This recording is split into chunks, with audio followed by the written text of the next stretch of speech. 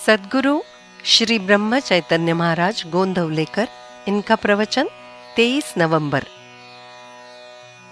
भगवान कल्पना के परे है। मनुष्य का स्वभाव ही ऐसा होता है कि हमारी कल्पना में जितना आता है उतने को ही हम सत्य मानते हैं, परंतु हमारी कल्पना ही कितनी संकुचित होती है, इसका विचार कोई नहीं करता।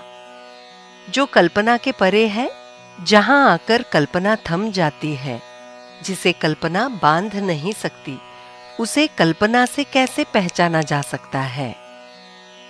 जो ज्ञान के परे रहता है, उसे मेरे अधूरे अल्प ज्ञान से कैसे आजमाया जा सकता है। मेरी बुद्धि के परे वो है, तब उसी की इच्छा से ही उसका सच्चा ज्ञान होगा। अपनी कल्पना द्वारा होने वाला ज्ञान ही सच्चा है, ऐसा मानना ही अविद्या है। इसलिए श्रद्धा और कल्पना, इनके बीच का फर्क पहचानना चाहिए। जो कल्पना के परे होती है, वही सच्ची श्रद्धा है। भक्त प्रहलाद के जितना सत्यत्व हम नाम को नहीं देते। अपनी मंजिल की कल्पना प्रहलाद ने कभी नहीं की। हमारी साधारण सी दुनिया में यदि कल्पनातीत बातें घटित होती हैं, तो भगवान कल्पना के परे है, ऐसा मानने में क्या हर्ज है। सूर्य प्रकाश जिस तरह सर्वत्र भरा हुआ होता है, उसी तरह मंदिर में, घर में, तीर्थ क्षेत्रों में, सभी जगहों में परमात्मा भरा हुआ है।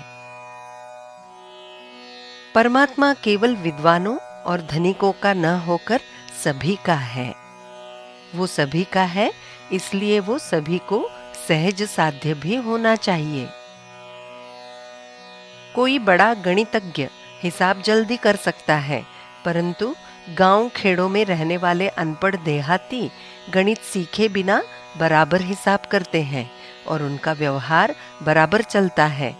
वैसे ही विद्वानों को शायद भगवान जल्दी प्राप्त हो जाएगा, परंतु अनपढ़ आदमी को भी वो प्राप्त हो ही जाएगा। भगवान की दृष्टि ऐसी होती है कि उसे हमारा अंतःकरण स्पष्ट दिखाई देता है। वो जैसा होगा वैसे हमें भगवान पास या दूर करते हैं। मनुष्य का जन्म होते ही सारे रिश्ते नाते अपने आप आ जाते हैं। उसी तरह परमात्मा आनंद रूप है, ऐसा कहा तो बाकी सारे गुण उसमें आ जाते हैं, ऐसा समझें।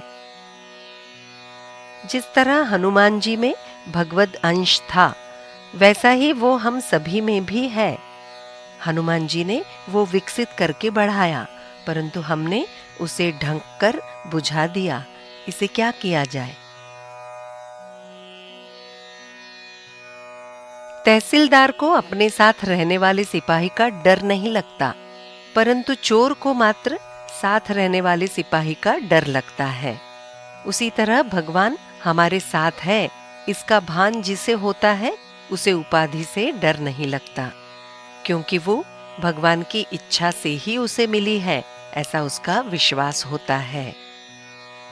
हम अपनी बीती घटनाओं को भगवान को अर्पण कर दें, फिर आगे की जिम्मेदारी भगवान पर ही पड़ती है। जो निश्चित नहीं, उसी का नाम कल्पना है। भगवान है, ये निश्शंक भाव से लगना, यही ज्ञान है। जानकी जीवन स्मरण जय जय राम।